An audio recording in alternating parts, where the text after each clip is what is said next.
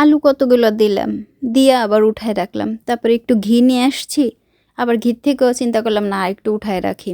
তো এই যে পেঁয়াজ কুচি, মরিচ কুচি, তার ভিতরে লবণ দিয়ে এটারে ম্যারিনেটেড করতেছি, রাইখা দেবো। শুকনা মরিচ পোড়াই নিছি বেশ কতগুলো, তার ভিতরে লবণ দিয়ে এই যে গুঁড়ো করে নিচ্ছি। কোরিয়ান মাটির ভর্তা পেছনেতে এই প্রথম আলু ভর্তা হচ্ছে। আলু সেদ্ধ করে দিলাম, দেওয়ার পরে আবারও 2 টুকরা উঠায় রাখলাম। তারপরে এই যে এখন ভর্তা করব, বেশ ভালো করে পিষে নিয়ে এর ভেতরে দিয়ে দিচ্ছি ঘি, দেশি ঘি। তা একটু উঠাই রাখলাম, বুঝছেন, মায়া লাগতেছিল একবারে খাই ফেলাবো। তারপরে ওই যে পেঁয়াজ কুচি, মরিচ কুচি ম্যারিনেটেড করা ছিল লবণ দিয়ে, তাই দিয়ে দিলাম। এখন ভালো করে মাখাই নিতে হবে, মাখাইলেই হয়ে যাইতেছে। এই শীতে গরম গরম ভাতের সাথে ঘি দিয়া আলু ভর্তা ভাত কেমন হয়েছে বলেন তো? অনেক মজার হয়েছে। অনেকে বলতে চাইছিলেন যে একটু ঝাল বেশি হয়ে গেছে। না, ঝালও উঠাই রাখছে, বুঝছেন, ওই ক্লিপটা নিতে আর মনে নাই। মানে সব কিছুই আজকে দিয়ে দিয়ে উঠাই রাখছি, এই হইতেছিল কাহিনী। তারপর গরম ভাত নিয়ে আসছি, একেবারে সদ্য রান্না করা গরম ভাত, তার সাথে আলু ভর্তা দিয়া বাস।